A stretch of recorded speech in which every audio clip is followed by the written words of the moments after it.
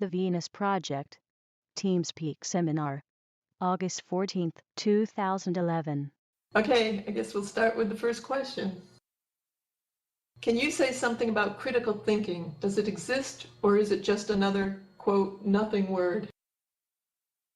Critical thinking doesn't mean anything unless you specify what you mean by critical thinking. You mean engineering talk? Technical talk? Critical thinking is a process, and if you're not familiar with the process, no one can do critical thinking in a field that they have no experience in. How can the average person do critical thinking in chemistry, or density of concrete, or the ideal mixture, unless they're technical? So I don't know what you mean by critical thinking. To me, it means technically capable. Would you associate it with a scientific method? Yes, associated with scientific type thinking. Will there be a government during the transition? There will be general directions issued to people that are carrying out the Venus Project. There will not be a government, I don't know what government means, but there'll be information sources on how to proceed during the transition. Why has private industry not built, copied, robbed, or patented the aeronautical systems that Jacques exposes in the documentary Future by Design? Well, they don't patent it under the inventor's name. When you work for a corporation, everything you think of belongs to the corporation. Actually, if they're talking about the electrostatic control processes that Jacques talked about, several years ago, there was a lab that came upon the same phenomenons and did patent it. I don't remember the specifics, but I remember there was an article in some scientific digest that I read, we both read, and we wrote to the person who wrote that article and talked to them and asked them to look up the Popular Science magazine in 1955 when Jacques was written about with this phenomenon, the electrostatic controls, and talk to them about the pioneer of that device, of that patent. It was the lab that did come up with this did take a patent out on it. The bottom line on that. Why did you drop the term socio-cyberneering? Wouldn't it make sense to have a term like that to define the Venus Project as done by other systems? In the 1970s, Jacques was using that word, socio-cyberneering. It was a nonprofit organization. It was when I first came in 1976. And most people couldn't pronounce the word. They couldn't remember the word. It was before the word cyber was really big. Norbert Wiener came out with the book, what was it, Cybernetics? Yes. And the word was known, but not to the general public. It wasn't in the general lexicon. So we dropped the word and just picked up the Venus Project because we live in Venus, Florida, and it was very easy. Now it would be nice maybe to have the word socio-cyberneering. It means much more to people now. Recently, I tried to explain to somebody that environment shapes human behavior and that the concept of, quote, free will is erroneous. That person answered me, but I can decide on my own what I will eat in a restaurant. What examples would you suggest to explain to him that it is not he who chooses? Well, I would say when you're in a restaurant, it's a bad example. That has to do with your taste buds and your dietary habits. You taste something, and if you don't like the taste of it, you don't order it again. But that doesn't equate with the environment that I'm talking about. I'm talking about values, race prejudice, bigotry, wanting to be a banker. All that's influenced by the books you read, the motion pictures, the television you watch, and the people you admire. That influences your decision making. And in fact, everything you do is influenced by something. You may not always know what the influence is, but it is influenced by environment. An American Indian never orders a particular type of machine gun because it's not available. He doesn't even know about it. He can only get bow and arrows and things that he's familiar with. from other Indians. But if someone were to come to him and said, have you ever heard of a directional compass? Well, the Indian may not know about that. So he can't make a decision outside of his frame of reference. This might be the same person who was saying, I was telling a person about 10 examples I've heard from you about how environment shapes behavior. Still, I got, quote, it's just your opinion. What do you suggest for that situation? Oh, he has to study anthropology, sociology to find out how environment shapes behavior. He can go to the library and get books out on the effects of environment upon behavior. An Eskimo never asked for a Mercedes car. It's outside of his frame of reference. But if this person is trying to describe many different examples and he gets the answer back, it's just your opinion. Well, that would be an ego problem, because the person wants to establish one-upmanship. They're not inquiring into the nature of what you mean. When they make a statement like, I make my own decisions, rather than inquire, what do you mean by how does environment affect behavior? If they pose a question, that's good. If they come up with, you can't change human nature, it's fixed, that's not a question, that's a statement. And we can't deal with that.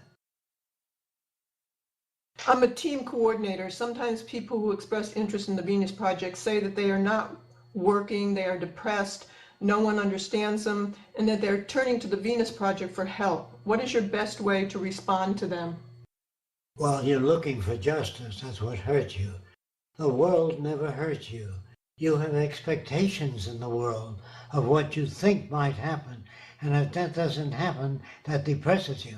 So it's not the world that depresses you, it's your own expectations that are unreal. People always ask me, when will the Venus Project be built? I don't know that any more than anyone else. It depends on how much work you do, how well informed people are, how much publicity we're able to give it. It doesn't depend on me. If it depended on me, it would have been built in 1927. Also, we're all damaged by this system. The only way to really help people who have the same problems, who are depressed and feel self-pity, is to go work with others.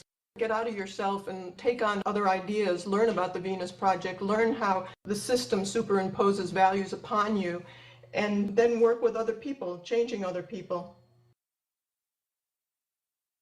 What would happen to small businesses during the transition to a resource-based economy? It will go the way of big business also. They won't be significant. Who will supply the services such as hairstyling and massage if they don't get paid to do so? You mean during the transition? Yeah, that's what the question is. Those that can afford it. Okay, you say we don't make decisions, we arrive at them. Who do you mean by the word we? Is it all people or just the Venus Project? Anyone in a technical field, if a man's a chemist or a concrete expert, he has made studies of the concrete under different pressures, under different skyscrapers, and the answers that they offer are based upon statistical studies. They build a concrete cylinder and they put it in a hydraulic press and they destroy it. That is, they increase the, and they issue. That's what I mean by arrive at decisions. Putting something to test and then presenting your findings in a bulletin so others can do the same experiment if they wish to arrive at the same conclusion. And if they don't arrive at the same conclusion, it means that your testing is faulty. I think the word we refers to those who are working in the fields, trying to work certain things out, putting things to test. It's not a particular group or those in an elite position. If you want some development made, if your plumbing fails, you call a plumber. You don't call the butcher. And that's what I mean by we. The people who are involved in housing, mass production, education, that's what I mean by we. The people that are responsible for the values to come. Do you think in a peaceful model of protest, the Venus Project would be presented in a bottom-up perspective and implemented without participation from politics in the first stages until it becomes inevitable for politicians to join? We never have anything to do with politicians. I thought that was obvious. Politicians don't know anything, therefore we can't invite them in. If a politician comes in, he says, I have studied electronics, good, we'll use them in that area. Yeah, this is another question from that person, but I think you answered it. I mean, might people be able to change their paradigm of thinking to deploy the Venus Project without politicians? Politicians have nothing to offer, really. Well, people don't change their paradigm. They read something or they hear about something and they undergo change. They are changed by events. People don't change their mind about anything. If they don't believe man can fly and they see a plane flying over, they say, I've changed my mind. They haven't changed their mind. They've been changed by events. Taking into account that right now gaming industry is larger than the movie industry, have you considered to focus more in games rather than films? A game can be experienced, an educational process more so, while a movie is just a show, and might also advocate the Venus Project to a larger number of people. Yes, we are definitely working on a game as well right now, and you can see this more so when the new website comes up, hopefully within 2 weeks, hopefully before that, but we'll say 2 weeks on the outside. We just met somebody who spoke with Andrew for a long period of time who wants to help develop this, who is in the field for many, many years, about 18 years, and he wants to help head this. So that's a very exciting thing. And all of the animations that we're doing right now that we have, and we have a lot more than we've shown recently, can be used in the gaming industry too. So we are working on a game, and we're very excited about it. Andrew, do you want to say anything about that? Basically, there's lots of projects that we're working on.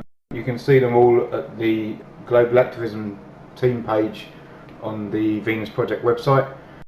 One of those projects is a computer game, which is literally in first stages. It's very, very early stages of it. We're just starting to knock up the game design documents. That's a process that may take a couple of months probably, going through it, chopping it up, making sure it's all as the Venus Project would like to be represented within a game. And then that's before we actually start thinking about doing artwork and actual programming, or a lot of the graphics that would have to be done for it. Initially, we're not looking at doing a 3D game. We are looking at doing 3D interactive simulations using CryEngine 3, which I believe is out tomorrow on public license, which is good news. So yeah, there's lots of stuff that we're getting involved in on the TVP design stuff.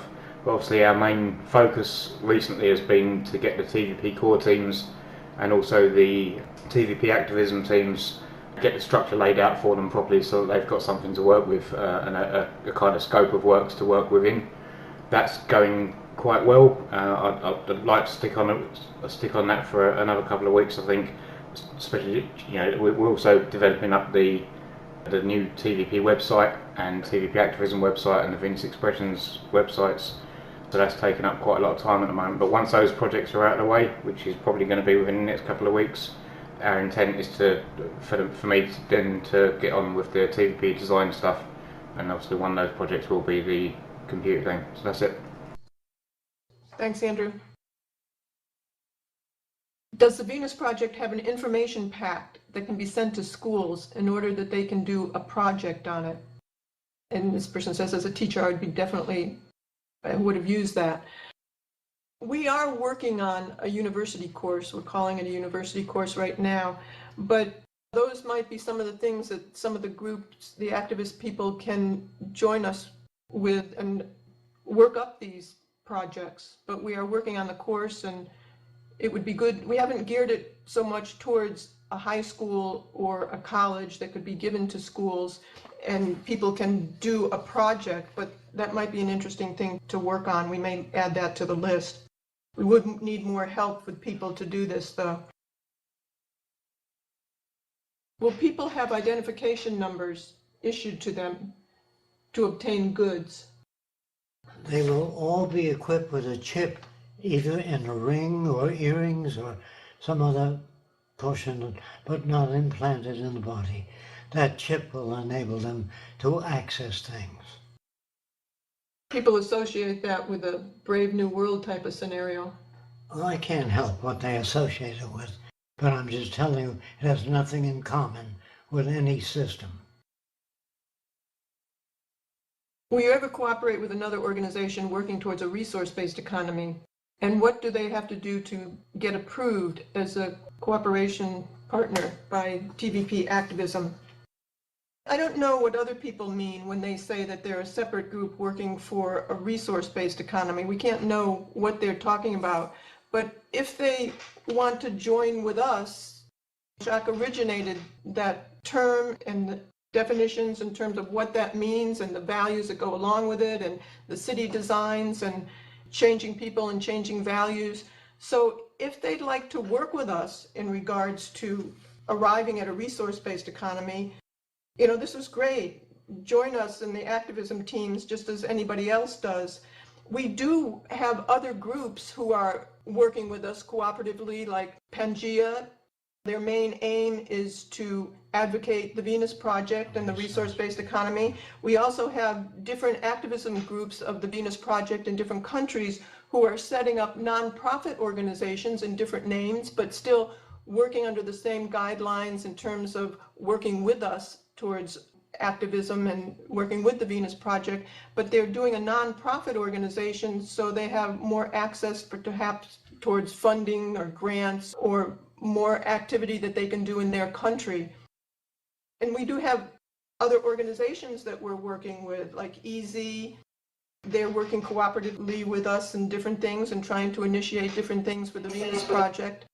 So, I would only say have people get in touch with us and talk to us about their ideas, or just go through and join the activism teams just like anybody else regarding the Venus Project. It's quite a common misconception that there's this thing called the RBE movement, in the social sort of networks. The RBE movement is nothing more than a series of interpretations of Jacques' life's work. They're people that have come across the Venus Project. They've taken what they like of it, they've left what they don't like of it, whatever suits their values at the time. They literally want to try and reinvent the wheel when the wheel's pretty much been laid out for us. The reason we're all here at TVP Activism, or I'd like to think so, is because we understand that the Venus Project is a very good basis to get going on for a new civilization that's sane. And that's what we're working towards here.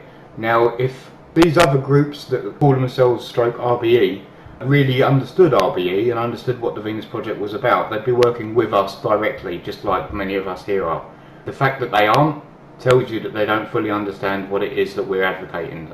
So watch out for when you hear people say, oh, we're an RBE movement, we're an RBE. They're not. That's an interpretation, that's their interpretation of what they think a resource-based economy is, as it was defined by Jacques Fresco 30 odd years ago. Thanks, Andrew. Sometimes these people who take it and take different aspects of it and call it a resource-based economy but want to do their own thing, it becomes, in some instances, more of an ego trip, I think. Okay, will there be any privacy in this world when there is no property? And how will that work? Well, what you mean by privacy is people will not enter your home or order you out of your home or tell you what to do. The only privacy is your own values, the values that you pick up by your culture. And if you wish to retain those values, only the future will decide that. As we get through the transition, the new education system will certainly change our values. How much they will change our values, I really don't know. So privacy would be a question for the future and the education systems. I always advocated that people be completely transparent in their thoughts and ideas and learn to talk to each other about their value systems, about the new value systems. I don't know what you mean by privacy. In other words, can you evolve your own system independent of society? Yes, if you do want to move out of the system, you can do that. You don't have to live in the Venus Project. You can live elsewhere if you want to and live your own lifestyle, but you're not part of the Venus Project. The Venus Project decisions are based upon that which enhances the lives of everyone. And if you're not of that view, I don't think you'd like the Venus Project. I think there'd be less need for this concept of privacy in the future when people are all out to help you instead of how it's kind of vulturism today. Everybody trying to make a buck off of everybody else's back and take advantage of one another. And people are very judgmental today because of certain values that they do have. You tell somebody you're trying to be open and tell somebody your father's been in prison for 20 years, they have judgments about that. So they treat you differently. They talk to you differently. So you become more private. You don't talk about those things when you've been put down for certain things. I don't think the values of the future will be like that at all. Can you imagine a decision that would need to be arrived at that cannot be done scientifically or technically before the second city is built? If so, how are these decisions arrived at? You'd have to give us an example of what you're talking about. I don't know any decision that can be made without arriving at it. In the scientific field, you don't know how much weight an airplane can lift unless you do studies on it. And so without studies, I don't know what it means to come upon a decision that cannot be evaluated unless you give us an example of what you're talking about. My experience with sensing energy has proven to be spot on, and I can sense underground currents, electromagnetic effects, and I have sensed what we term ghosts. What is your experience within what we can call paranormal science, and how does such science integrate with the Venus Project? I don't know why I use the word science, but so far I have never experienced anything outside that cannot be evaluated scientifically. I have never had any experience with telekinesis or people moving objects without touching them. Every time I investigated it, it was either done by magnetics or special devices. I have never experienced anything extra-physical. I'm not close to it. I'm just telling you that in all my years, I've never experienced it. The book Limits to Growth suggests that on the present path, the world economy would collapse this century. Would the established cities be economically independent, immune to this collapse? If they have resources, they will survive until they're invaded by another country that doesn't have access to resources. I can't answer that specifically, only generally. You know, it'd be difficult too if the government runs out of money and does a lot of austerity measures and eliminates medical help. When you have a growing population in one area, a large population in one area, if they eliminate waste disposal, picking up waste, as they have in some countries, as things got bad and disease spread more so, and getting food is difficult, it's going to be even harder in the large cities if there are large groups of people who are hungry. Is that true during the last Depression? Not quite. It never got quite that bad. Where should project cities be built? Which nations will allow them in their jurisdiction, given the strength and reach of the present economic paradigm? I can't tell you what other nations will do, but if we build the first city, I would like to build it in the tropics, where energy is more available or where geothermal energy is available. This person is asking for costs of the first cities, and so you can approach donors with the idea. You know, a lot of people come to us and want costs for different types of cities, different sizes of cities, you know, for different populations, in different locations, with access to resources near or far. We couldn't give costs for anything until somebody comes to us and says, okay, we want to build a city in this particular location for so many people. It's this far from certain resources, and they say what they want in it. I mean, this is for an outside city job, as I think this person is talking about, somebody coming to you and asking for a city. We'd have to do a lot of research on that. We'd have to do a lot of blueprints. We'd have to do a lot of engineering blueprints for that specific size and type of city and location of city, and then get quotes on something like that. And that changes from year to year. So where we are going to do more detailed blueprints for certain cities that Jacques has, we have detailed blueprints for older ones, but we're going to update certain ones. We are going to do that and get quotes, but it's just very difficult to have just such an abstract question like that. It's just like saying, how much would it cost to do a house? They don't specify the size, where it is, how many people will be there, how much technology do you want to use for energy efficient systems. There's just too much to take into account for that. You really have to do a lot of work and get a lot of funding even for blueprints to arrive at an estimate. In the Venus Project, the question is not how much will it cost. It's do we have the resources? And if we have the resources, we can do it. Yes. What I was talking about was a city today. If we start the first city, how would we defend ourselves from those countries against us? Well, you'd have to study what our approach is to countries against us.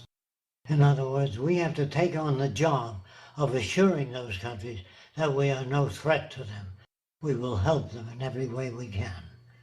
We're not a threat to any nation or any group of people. We don't hate communists, capitalists, fascists. We understand their predicament. We understand that they're brought up under certain cultural values, that all people reflect their culture. They're not responsible for their behavior.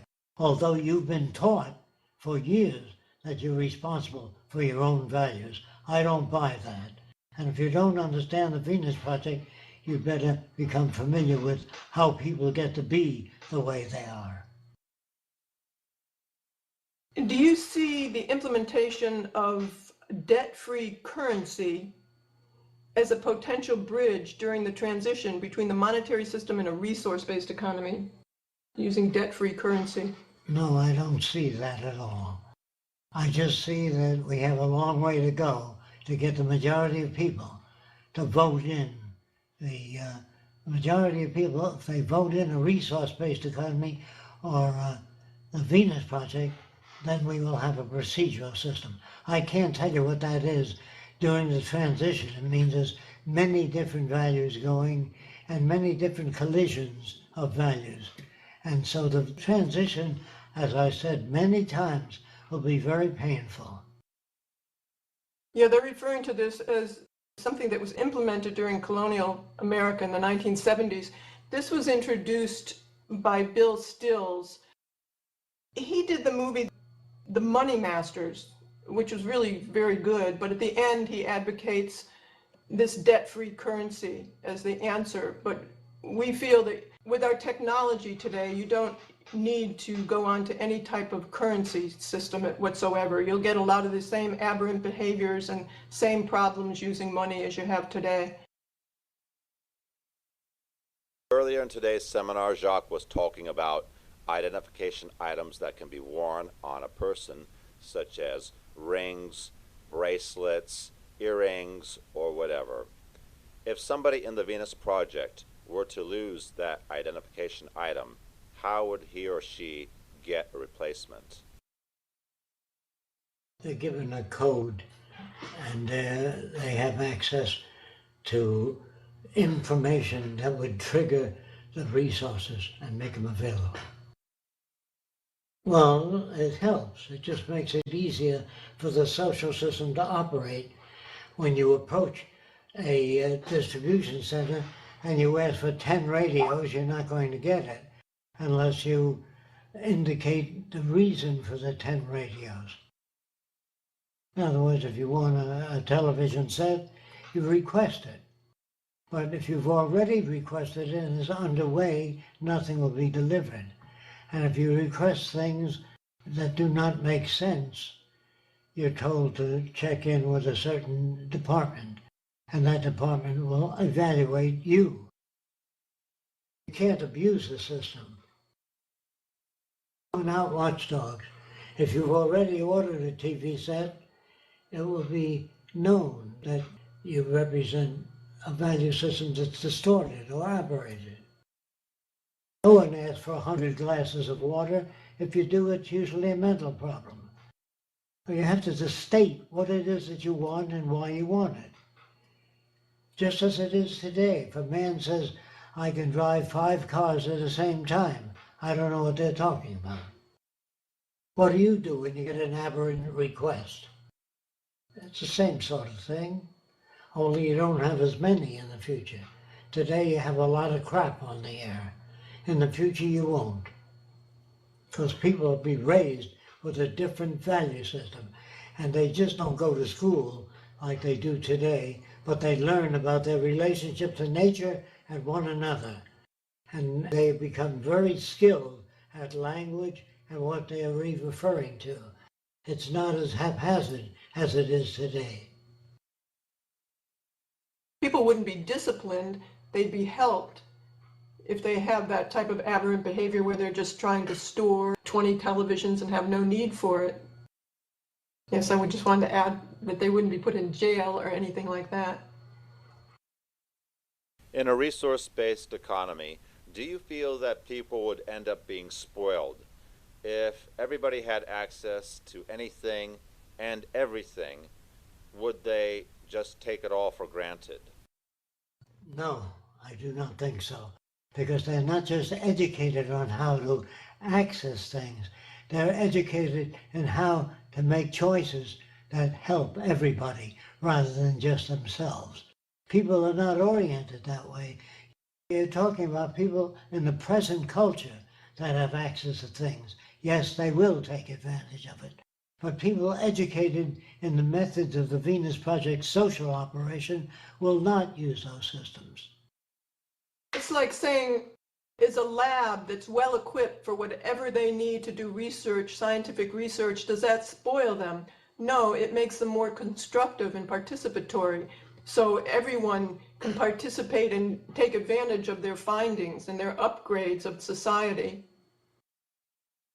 Also, you have to bear in mind, in this system, for example, if you've got limited access to everything in this system, it's all based on how much money you've got. If you're poor, you haven't got access to the things that rich people have got access to. So if something, like for example, if there was a fence around, you know, a load of really expensive jewellery and things like this, and you couldn't get in, okay, all the rich people have already got that jewellery, they'll just walk past it, not too interested, because they've got better than that anyway. But all the poor people would be dying to get inside there and get in that fence. Well, if you open that fence for 2 minutes, you can guarantee everyone will run in there and grab all the stuff and they'd loot it and they'd be gone. That's not because they're bad people or because they've got bad values, it's because they've got limited access in this system to the things that they need. And by having access to that stuff, they can now go and sell it and then have access to other things like food or energy or housing or whatever. In a system where everything is provided for you as and when you want it, kind of thing, as the Venus Project would be, it's a bit like walking into a restaurant and seeing 1,000 bottles of water. There's not a human being on this planet that, if they knew that water was freely available whenever they wanted it, they would not need to take 1,000 bottles. And I think you just got to think of it in those terms, and that applies to everything. If you go to a golf course and you want to use the best golf clubs that exist on planet Earth, well, they'll have those at the golf course. They won't have crap golf clubs because it's pointless making them. You're better off making good golf clubs that work and last for years.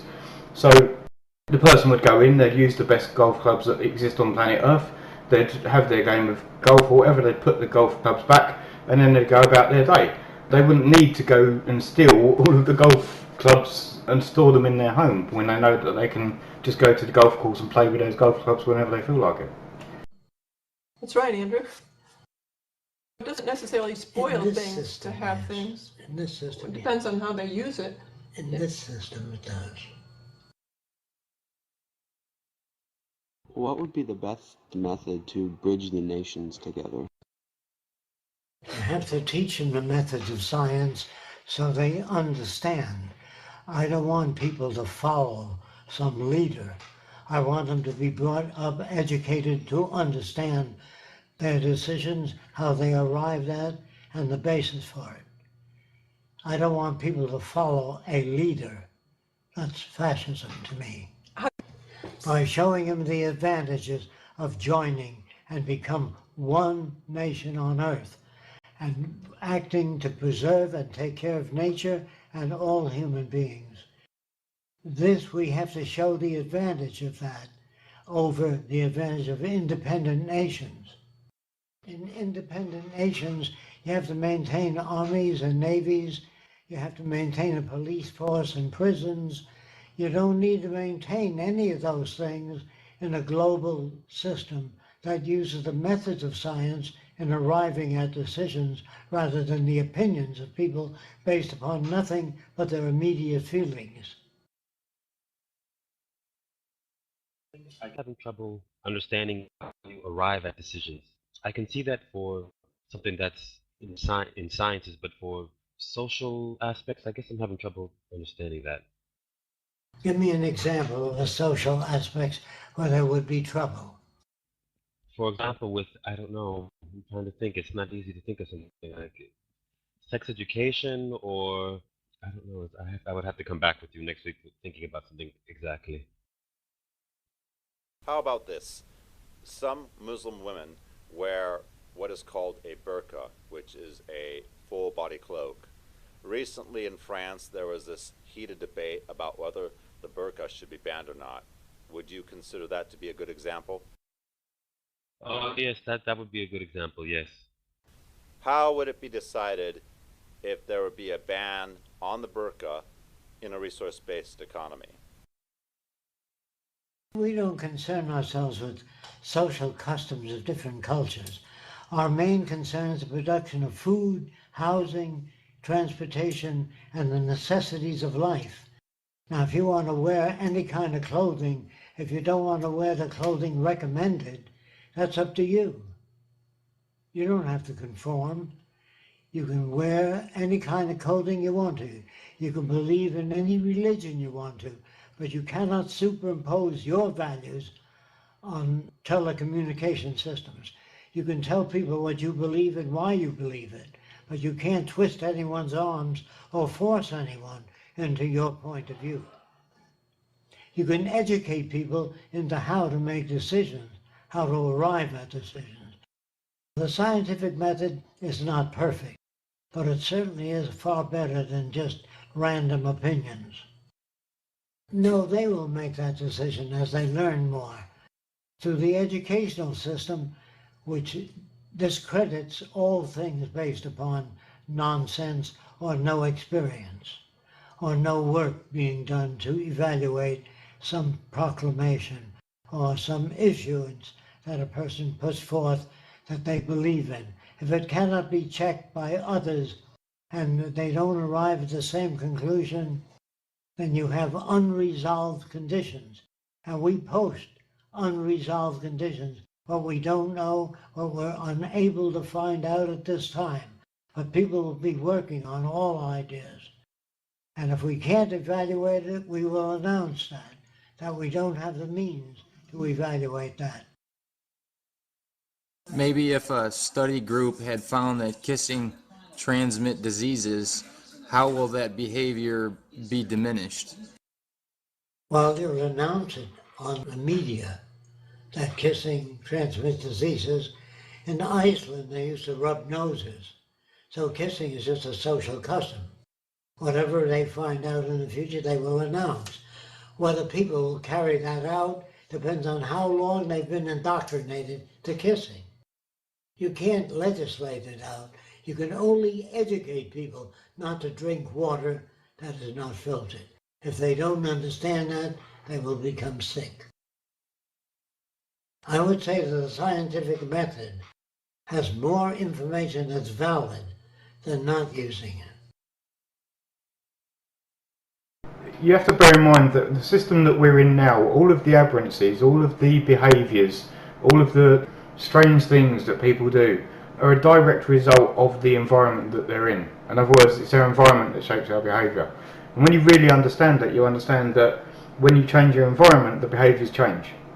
So much of the customs, much of the things that go on in our society today simply would not exist because the environment would not support those behaviours. It wouldn't feed those behaviours. It wouldn't draw those behaviours out of a person or shape them in that way. As education of each generation in this new system, or even during the transition of this new system, each generation that comes forward would have a different way of thinking than the previous generation before them.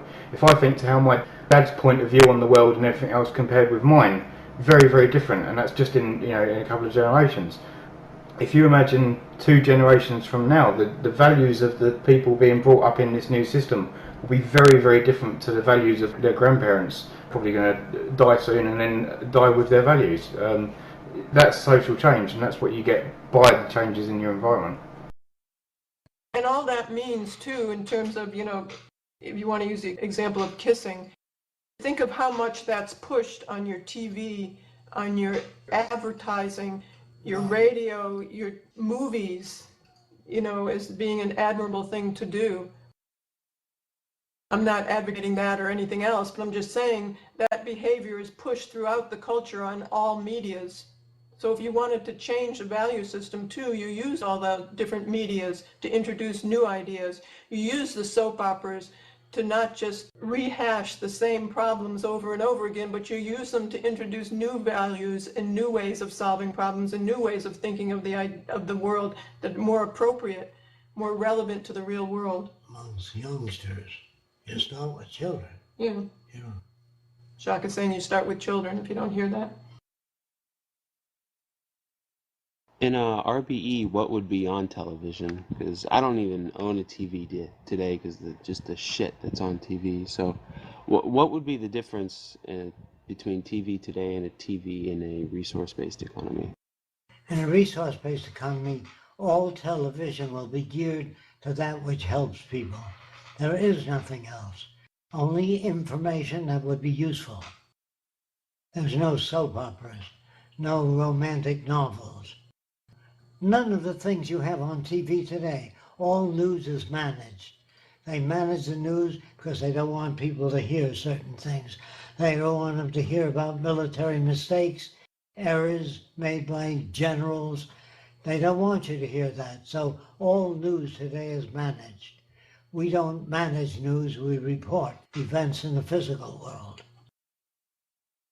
And if you have something to say about it, you offer information. You don't say, gee, we ought to learn to live in peace. How do you attain that? Without information on how you attain that, it's just a bunch of noise. Most of our language, most of our attempted communication is just a bunch of noise. Does the Venus Project identify with what Thurston Veblen offered as a possible means of overturn in his book, Engineers and the Pricing System? Thurston Veblen does not go into detail of how to affect human behavior, values, and judgment. People that read books by Thurston Veblen already know a great deal about what he's talking about. But if you put his book out before members of the Ku Klux Klan, they wouldn't know what the hell it meant. The assumption that a book can convince people to change their behavior is just an assumption. What they need is a great deal of experience more than listening to people or reading books. The future has a great deal of hands-on learning, meaning actual experience, rather than, although books will be used, experience and hands-on learning will become dominant in the Venus Project. Sorry, Jacques, you just pulled up a really good point there, actually, and I want to touch on that while I'm here. Is that, there's a lot. We was talking earlier about the resource-based economy movements and things like this. Jacques spent 75 years of his life, that's 3 generations for most of us, that actually working in the field with human behaviour, with human values, with technology and science and scientists and technicians, and hands-on work with this stuff for 75 years, developing the ideas into the system that he's come up with for the resource-based economy, which will allow us to then implement the rest of what the Venus Project talks about. There are no other groups that I'm aware of that have put in anywhere near that kind of dedication or time and effort of actually hands-on, you know, actually getting in there, getting your hands dirty, and actually making sure that what you're talking about actually works. What you're discussing, what you're promoting to people is an attainable goal, and that's the real difference with the Venus Project, is that it's actually being worked on for the past 75 years. Yes, that's true, Andrew. Very good example, Andrew. Okay, I think that's it for today then. We'll close it down for today. Thanks, Andrew, and thanks, everyone. Yes, I deeply appreciate your questions, and in the future, most of the questions that you ask are generally questions asked within the economic system that we live in now. The Venus Project offers a completely different value system. And you got to go to school, just like you go to school to study medicine, engineering, chemistry. People that operate the Venus Project are people that have taken courses in how to change human behavior without force, without military systems. You can get more of this information on our YouTube media channel. I don't know if everyone's aware of that, but we're always posting things on there. And we're always making more lectures in regards to this direction on different topics as well. May I just butt in there and remind the people that coordinate teams and what have you that for their members that don't speak English, the linguistic team is being encouraged to create YouTube channels for their own language. So to get in touch with your linguistic team coordinator to find out if they have a YouTube channel created where they're putting up all the videos that have been translated, and if they haven't, to give them a little push along and kind of insist nicely that they think about making one so that people can share these videos. That's awesome, Sue, thanks. Yeah, thanks. That's what we're doing. Oh, that's what we want the word to get out. Appreciate that.